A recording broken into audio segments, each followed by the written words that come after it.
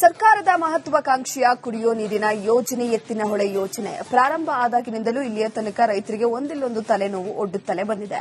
ಬಯಲುಸೀಮೆಯ ಕುಡಿಯೋ ನೀರಿಗಾಗಿ ಶುರುವಾದ ಈ ಯೋಜನೆಯಿಂದ 5 ಜಿಲ್ಲೆಯ ನೀರು ಬರುತ್ತೆ ಅಂತ ನಿರೀಕ್ಷೆ ಒಂದೆಡೆಯಾದರೆ ನಾಲೆಗಾಗಿ ಭೂಮಿ ಕಳೆದುಕೊಳ್ಳುವಂತಹ ರೈತರ ಪರದಾಟಗಳು ನಿಂತಿಲ್ಲ.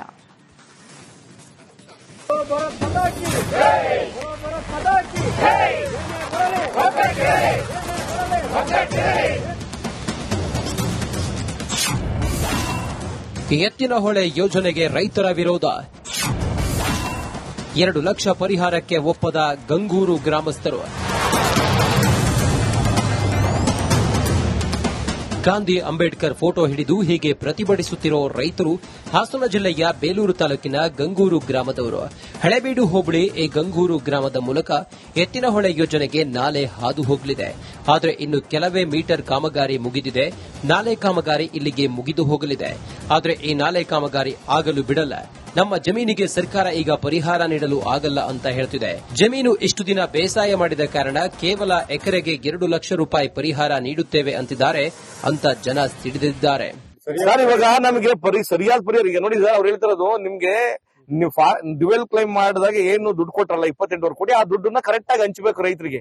ಇಲ್ವ ರೈತರಿಗೆ ಇವಾಗ ನಾವು ನಿಮ್ಗೆ ದಯಾಮರಣ ತರ ನಾವು 2.5 ಲಕ್ಷ ಕೊಡ್ತೀವಿ ಎಕರೆಗೆ ಅಂದ್ರೆ 2.5 ಲಕ್ಷ ಇವತ್ತು ಏನ್ ಬರುತ್ತೆ ಸರ್ ಎಕರೆಗೆ ಹೇಳಿ ನೀವೇ ಹೋಗ್ಲಿ. ಗಂಗೂರು ಗ್ರಾಮದ ರೈತರು ಹೇಳುವ ಪ್ರಕಾರ ಈ ಗ್ರಾಮದ ಸುಮಾರು 104 ರೈತರಿಗೆ ಇನ್ನು ಎತ್ತಿನಹೊಳೆ ನಾಲೆ ಪರಿಹಾರ ಸರ್ಕಾರ ನೀಡಬೇಕಿದೆ. ಆದರೆ ಈ ರೈತರು ಹೊಂದಿರೋ ಭೂಮಿ, ರೈತರ ಹೆಸರಿನಲ್ಲಿ ಪಹಣಿ, ಕಂದಾಯ ಕೊಟ್ಟಿರೋದು, ಸಾಗುವಳಿ ಚೀಟಿ ಎಲ್ಲವನ್ನ ಕಂದಾಯ ಇಲಾಖೆ ಈ ಹಿಂದಿನ ತಲೆಮಾರಿಂದಲೂ ನೀಡಿದೆ. ಜೊತೆಗೆ ಈ ರೈತರು ಇದೇ ಭೂಮಿ ಮೇಲೆ ಸಾಲ ಪಡೆದಿದ್ದಾರೆ. ಆದರೆ ಈಗ ಈ ಭೂಮಿ ಅರಣ್ಯ ಪ್ರದೇಶಕ್ಕೆ ಸೇರಲಿದೆ. ಹೀಗಾಗಿ ನಿಮಗೆ ಪರಿಹಾರ ನೀಡಲು ಸಾಧ್ಯ ಇಲ್ಲ. ಇಷ್ಟು ದಿನ ಉಳಿಮೆ ಮಾಡಿಕೊಂಡಿದ್ದಕ್ಕೆ ಎಕರೆಗೆ ಕೇವಲ 2 ಲಕ್ಷ ಪರಿಹಾರ ನೀಡುತ್ತೇವೆಂದು ಸರ್ಕಾರ ಹೇಳುತ್ತಿದೆ. ಅಕ್ಕಪಕ್ಕದ ಜಮೀನುಗಳಿಗೆ 16 ಲಕ್ಷ ರೂಪಾಯಿ ಪರಿಹಾರ ಎಕರೆಗೆ ನೀಡಿದ್ದಾರೆ. ನಮಗೂ ಅದೇ ಪರಿಹಾರ ನೀಡಿ, ನಮ್ಮ ಕಷ್ಟಕ್ಕೆ ಸ್ಪಂದಿಸಿ ಅಂತ ರೈತರು ಪ್ರತಿಭಟನೆ ಮಾಡಿದ್ದಾರೆ. ಅದನ್ನ ಜಿಲ್ಲಾಧಿಕಾರಿಗಳ ರೆಕಾರ್ಡ್ ಸಮೇತ ಕೊಟ್ಟಿದ್ದೀವಿ. ನೋಡಿ ಸರ್, ಈ ಪರಿಸ್ಥಿತಿಯಲ್ಲಿ ಇದೀವಿ ನಾವು. ನಮ್ ಸಾಲ ಕಟ್ಟ ಪರಿಸ್ಥಿತಿನೂ ಆ ಸಾಲ ಅಲ್ಲ, ಈ ದುಡ್ಡು ನೀವು ಕೊಡ್ತಾ ಇರೋದು ಸರಿಯಾದ ರೀತಿ ಪರಿಹಾರ ಕೊಡಿ. ಅಟ್ಲೀಸ್ಟ್ ಇಲ್ಲಿ ನಮ್ಮ ಪಕ್ಕದಲ್ಲಿ ಸರ್, ಈಗ ನಮ್ಮ ಜಮೀನು ಪಕ್ಕದ್ದೇ ಈಗ 5 ಕಾವಲು ಪ್ರಾಪ್ತಿ, ಇನ್ನೊಂದು ಪಕ್ಕದ ಜಮೀನಿಗೆ 16,80,000 ಕೊಟ್ಟಾರೆ ಎಕರೆಗೆ. ಅಟ್ಲೀಸ್ಟ್ ನಮ್ಗೆ 50% ಕೊಡಿ ಅಂತ ರೈಟಿಂಗ್ ಅಲ್ಲಿ ಕೊಟ್ಟು ಬಂದ್ವಿ. 50% ಕೊಡಿ ಆಯ್ತು, ನೀವು ಎಕ್ಸ್ಗ್ರೇಷಿಯಾ ಅಂತ ಹೇಳ್ತಿದ್ದೀರಾ, ಡ್ಯುವೆಲ್ ಕ್ಲೈಮ್ ಅಂತ ಇದ್ದೀರಾ, ಅರ್ಧ ಕೊಡಿ ಹೋಗ್ಲಿ, ನಮ್ಮ ಉಳಿಸಿ ಅಂತ ಹೇಳ್ಬಿಟ್ಟು ಅವರನ್ನ ಬೇಡ ಬಂದಿದ್ವಿ. ಸರ್ಕಾರ ಎತ್ತಿನಹೊಳೆ ಯೋಜನೆ ಈಗ 23,000 ಕೋಟಿ ರೂಪಾಯಿ ಯೋಜನೆ ಮೊತ್ತ ಹೊಂದಿದೆ.